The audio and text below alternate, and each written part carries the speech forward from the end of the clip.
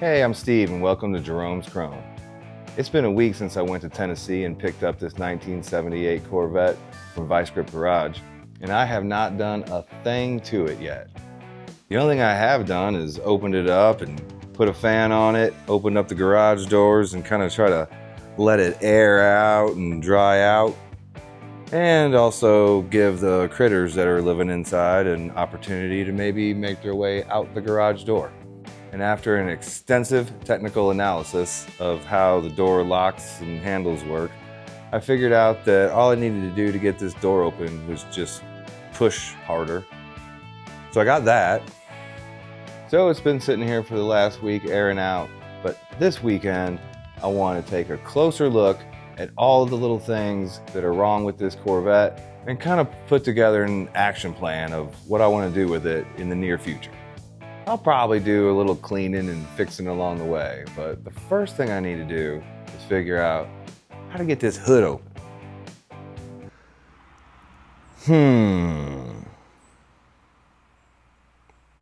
Real quick before I touch anything on this car, I just want to let the new Vice Grip Garage fans that have come over to the channel know I'm not Derek.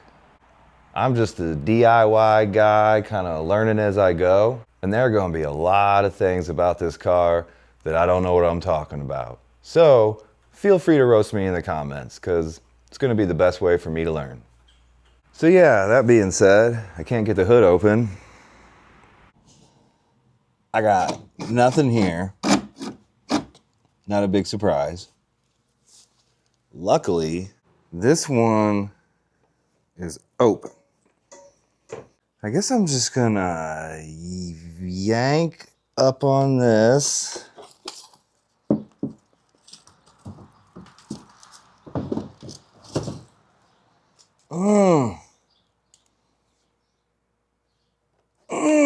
Put that roll of duct tape in there.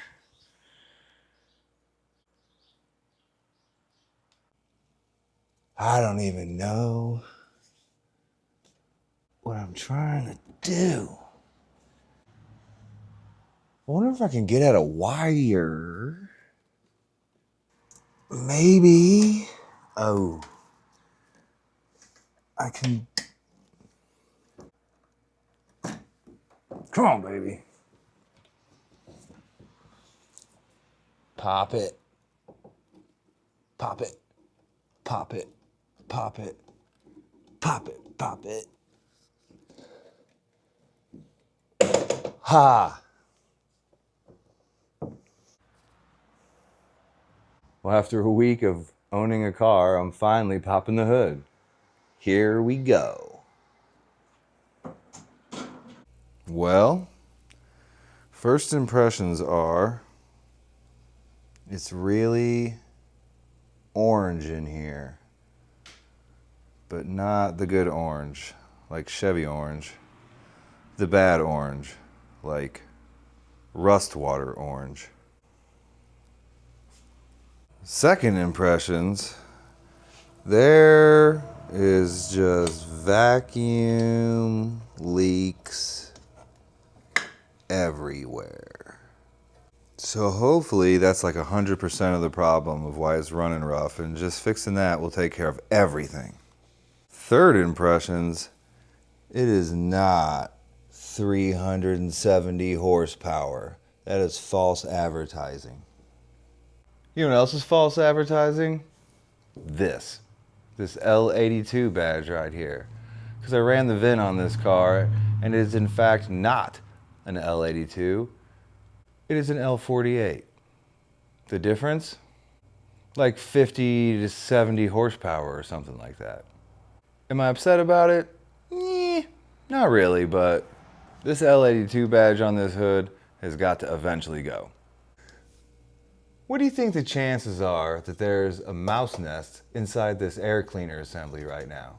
On a scale of 1 to 10, what do you rate the chances of there being a mouse nest in here right now? Before I open it up, put it in the comments. Let's see.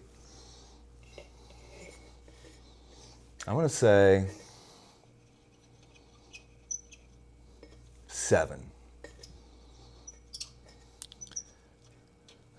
I believe there's a 70% chance. that I'm about to pull out. Some fuzzy stuff. Oh.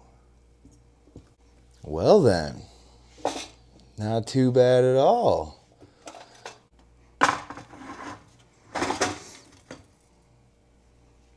No nest. But I do have an old gasket, some hardware, and an extensive collection of droppings and foliage on top of the intake manifold. Got a quadrajet, some Mickey Thompson valve covers, a sweet chrome alternator. I know that he put a new brake master cylinder on it, but it sure doesn't look new. I know he put a new water pump on it. It sure doesn't look new. I think he did something else in here, but I can't remember off the top of my head. I'm no quadrajet expert, but I'm pretty sure this thing is missing some vital parts. I do know that when he pulled the water neck on this thing, it was nasty inside that intake manifold. So I'm not sure if I'm going to start by flushing that out or just taking it off, cleaning it, putting it back on, or taking it off and putting on a new intake manifold.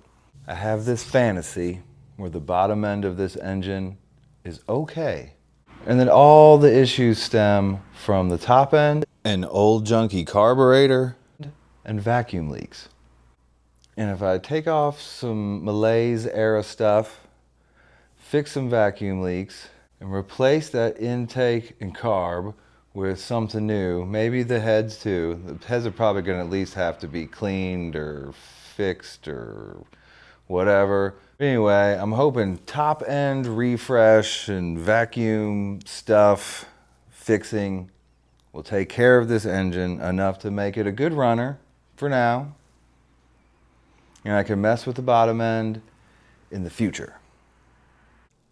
I mean, besides the obvious crust and tree and animal debris, the engine bay is pretty good. I'm happy with that.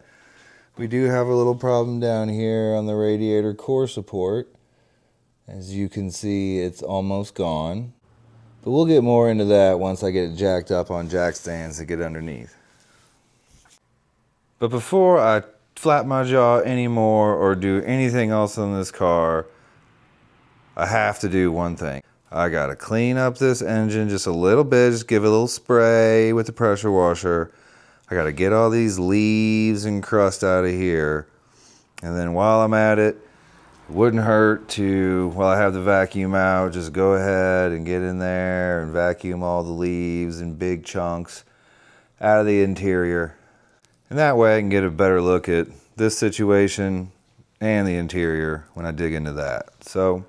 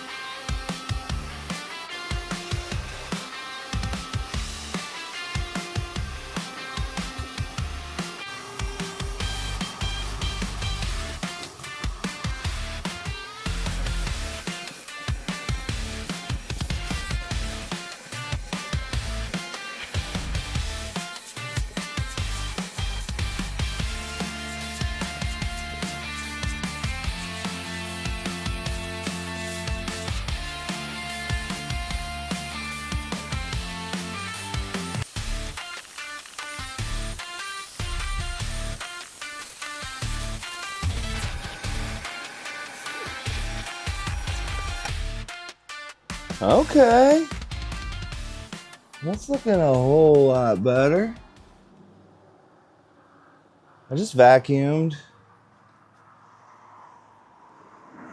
Wanted to keep going and clean up the dash and the console and the seats and everything, but I had to keep reminding myself that it doesn't run, and this is not the most important thing right now. I do believe the only thing that actually works inside this interior is the oil pressure gauge, and I'm not even 100% sure that that's accurate. But I do feel a whole lot better working inside the car now than I did before. And I feel a little bit better about the future of this interior. This is actually all brand new carpet in here. It's been replaced from the original. It's a shame it all had to get wet, but it's hard to believe, but the car really doesn't smell anymore. Maybe I've just gotten used to it, but this interior,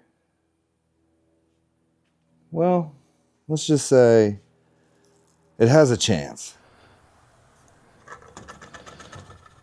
This gas has been in here for over a year at least, so I figured I'd give it a little bit of this action before I started it up again. I guess it wouldn't hurt to throw some fresh gas in there too.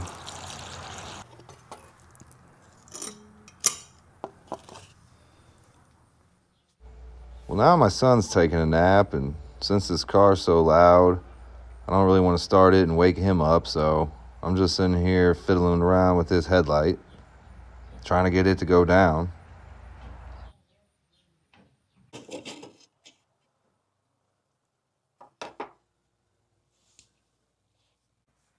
A very kind gentleman in the comments explained to me very simply how to make this headlight go down. He explained that I would see this here mechanism and that I would do a thing and it would work.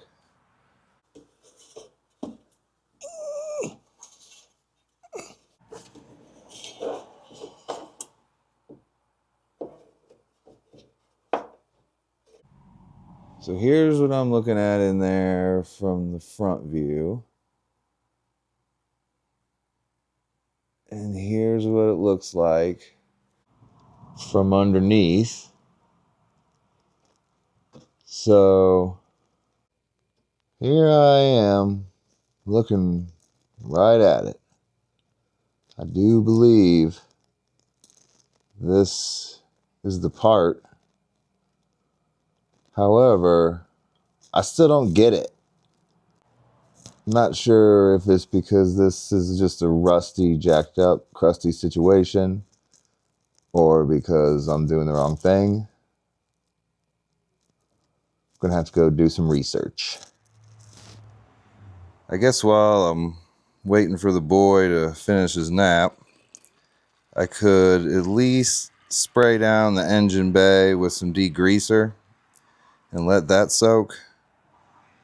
And then whenever he wakes up, I'll just push the car all the way out of the garage, give it a quick pressure washing, let it dry for a while, and then I'm going to fire it up, let it idle for a little bit, drive it back in here.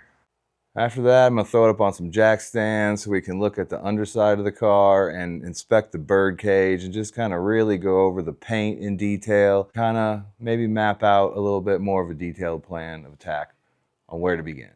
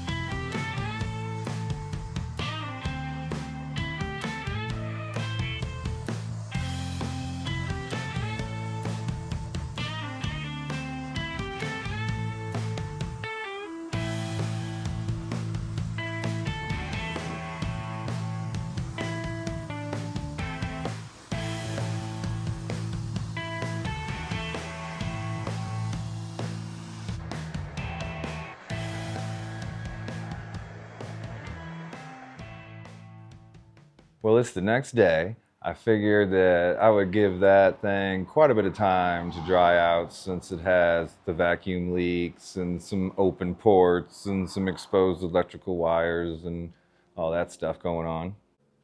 So hopefully it's good by now. It's been 20 hours. So I'm just gonna fire it up, get it in the garage, and take on a little tour of how the engine looks now that I sprayed it down.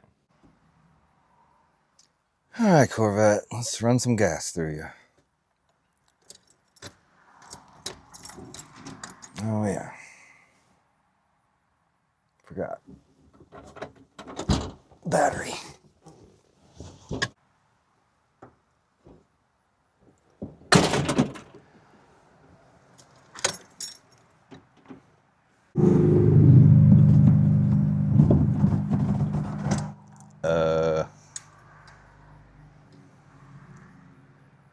Clicking.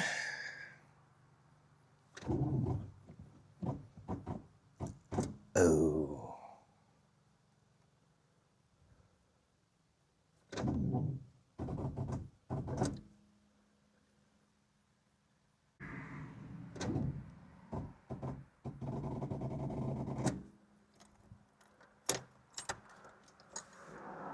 Poop. Sounds like the starter.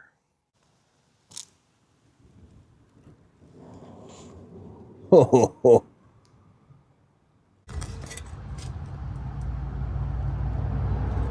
There's the unit I'm working with. I'm not saying it's the problem. I haven't tested it or anything. But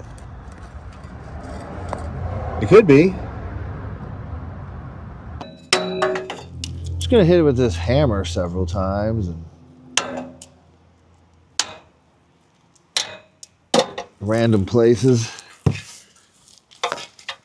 Tapping on the top, rapping on the bottom.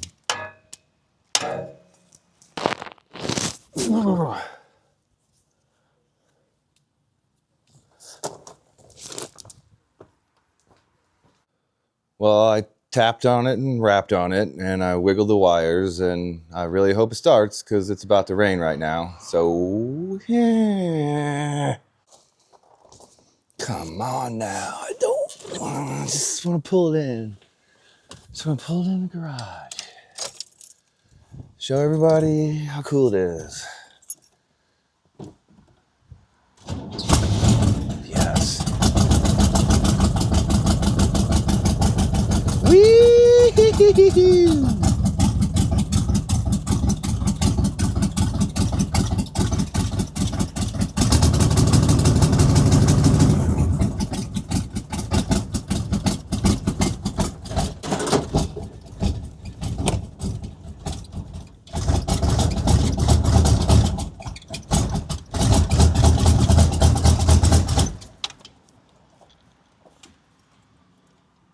Sweet. Got it this far.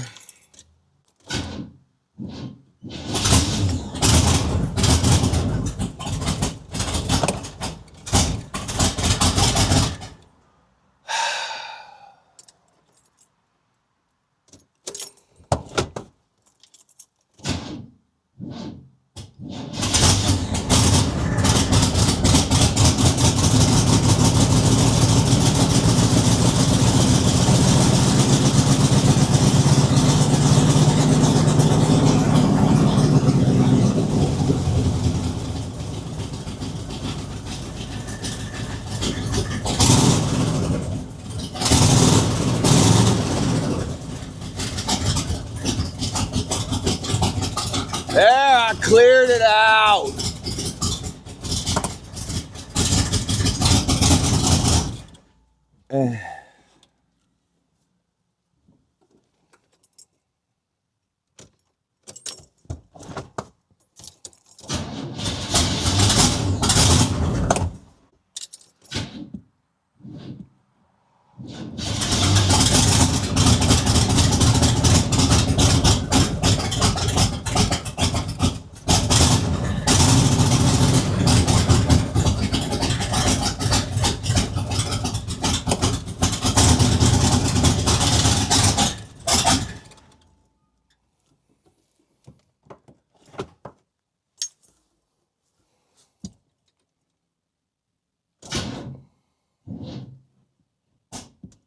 Are you kidding?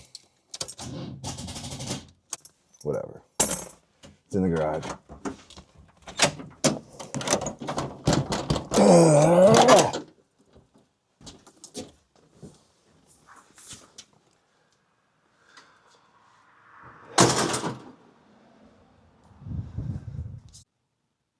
That went well?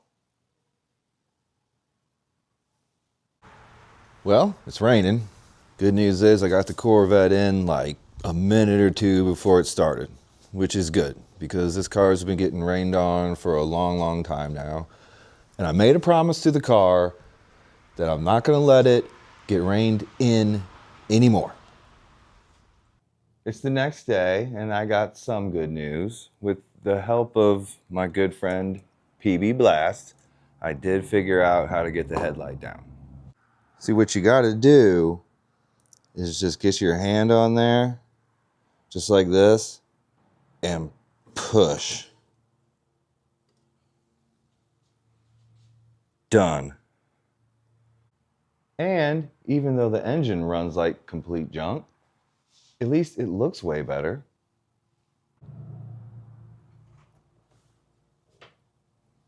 Look at that small block 350. Looking way better. Now, this is a little bit of false advertising because I did give it a fine mist of WD-40 over the top, which is making it look better than it really does, but pretty big difference overall. Look in there. All nice and clean of the debris. Makes me feel a whole lot better having that junk out of there. Still not at all sure what I want to do with this engine, but I'll talk a little bit more about that whenever I wrap things up. In the meantime, before I address the paint and the car in general, I think the most important thing to discuss is going to be the rust. So when I watched the Vice Grip Garage video, there was a lot of spots that looked a lot worse than I thought they were, but at the same time, I'm no Corvette rust expert, so any advice or opinions in the comments are much appreciated. But for example, like in the video, this looks like a horrible rusty piece right there, but really it's just the weather stripping, like the backing, and it just looks a whole lot worse than it is. Right here is one of the bigger problem areas, but you can see there's some surface rust, and it gets worse up here in this corner, which is the worst. But this metal is solid as a rock. Like, I don't know at what point this is beyond repair, like at least a temporary repair. I feel like there's a lot of good metal still left in there. And if you go along the edge, I don't know if I'm getting it good on the video, it doesn't look that bad in there at all. I mean, you can see surface rust. And I mean, obviously pitting in some areas, but I don't think it's too far gone. There was a lot of rust coming out of the doors and things, but most of it was just the internal components of the doors. I think the doors themselves are fine. It's just that a lot of the window mechanisms and all that stuff got crusty and all flaked down over time, but I don't know. That door panel seems usable to me. If we look in here, I think this is seam sealer that's peeling off, and it's rusty underneath there. I guess I'll just go for it.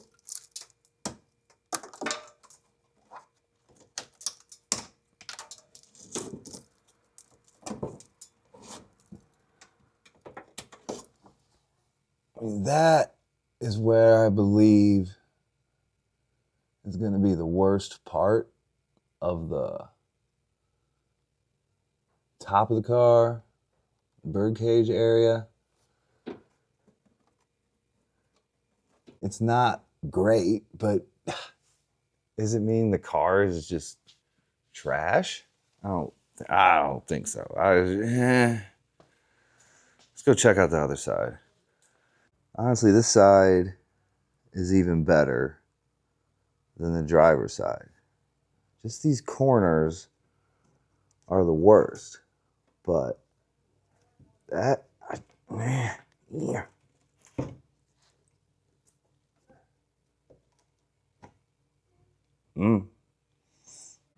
See here on the insides, it's not horrible. Like I said, I'm no expert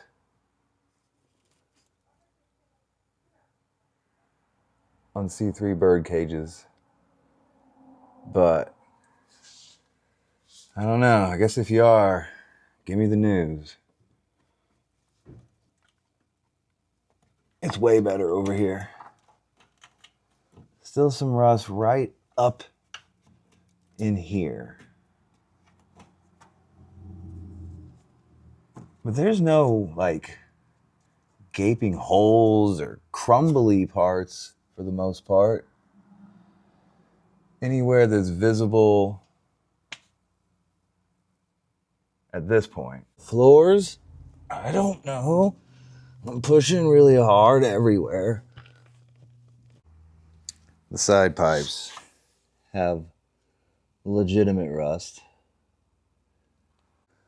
But in here, like the control arms and suspension parts that you can see from up here look like obviously they're going to need bushings and things of that nature, but the metal seems okay. Obviously, the condition of the radiator core support has been well documented, and it's super trash and will need to be replaced. But let me get a jack underneath this thing real quick, and we can take a little bit better look at underneath.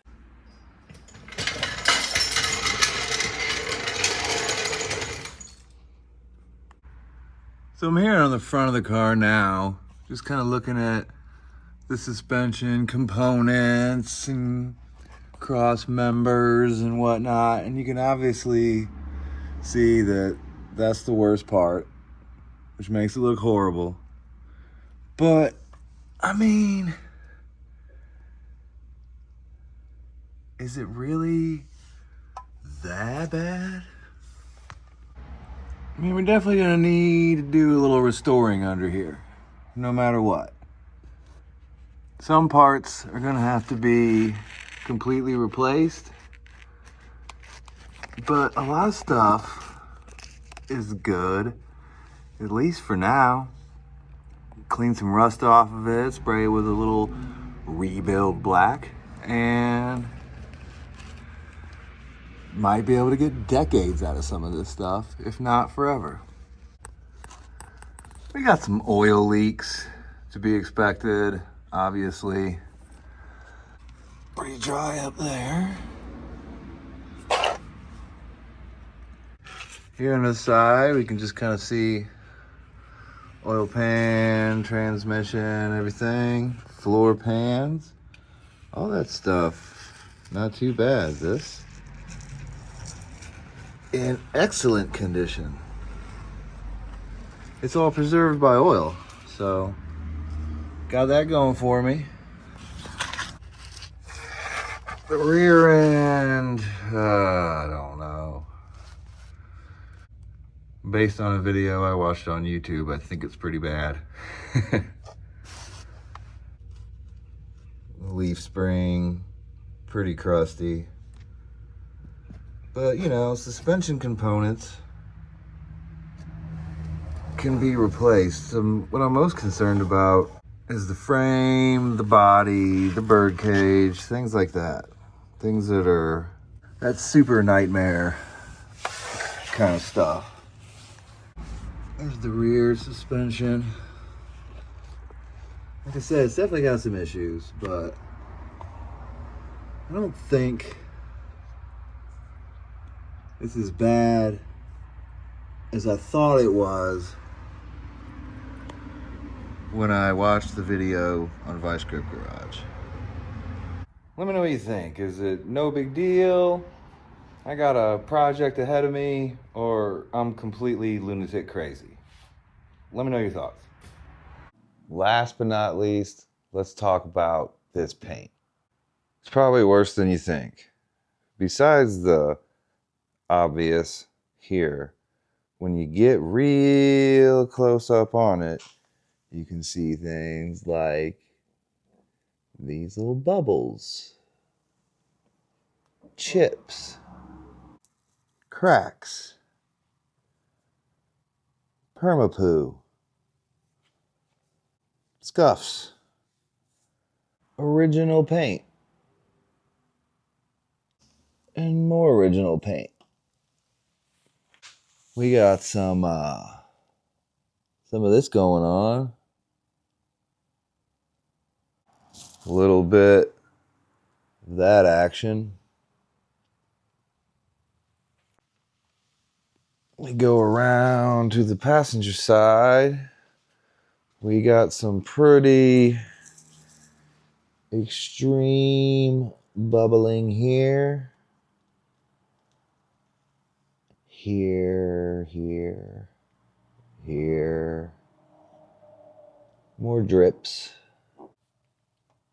Chip. The rear bumper has lots of little tiny cracks all over it. You can see this nice textured surface here. And the overall paint quality kind of gives off that spray bombed in the backyard vibe when you're really up on it. It's just not a quality paint job. But with all that being said, I may just keep it the way it is, at least for now. A lot of people love this car, and I understand why. It's a Vice Grip Garage car, and I'm kind of leaning towards keeping it a Vice Grip Garage car.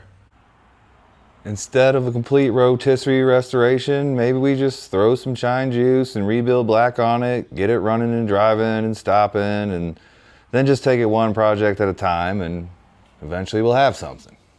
So the short-term plan, at least for now, number one, the engine. I know for sure I want to get a new carburetor. That one is got a myriad of issues, and I would just like to start fresh with that one. Clear out any unnecessary vacuum stuff that is related to that carb or anything that I don't need in there, and just have the most simple form of this small block possible. Like I said earlier, might get a new intake, might have to do something with the heads, but the first thing I'm going to start with is the carb. The undercarriage and suspension, just going to kind of take it one step at a time, one part at a time, replace stuff as needed, fix rust as needed, and go from there. With the interior, I'm just going to give it a really good detail, try to get the necessary gauges working, put in some new weather stripping, and then deal with those door innards later. The brakes, sooner than later. The rears need to be completely replaced, and I'm pretty sure that the fronts are good. The rear end and the drive shaft situation, that honestly probably going to be a job for somebody smarter than me. The paint, maybe I can find a way to blend the fender and the door. I was thinking of maybe putting like a little checkered flag kind of along the edge, and then having the two different colors that don't currently match on each side to kind of make it look like it was done on purpose. I could do some green flames into the yellow, or just something to kind of tie that green into the yellow. And if I'm lucky enough to get a good color match on this, maybe I could just do some touch-ups with airbrush and a little touch-up with a brush. We'll see what happens. But overall, the gist, just take it one project at a time and just enjoy the process of working on a classic Corvette. I guess that's it for this week. Not exactly sure where I want to begin. Let me know in the comments. And by the way, thank you so much to all the new subscribers.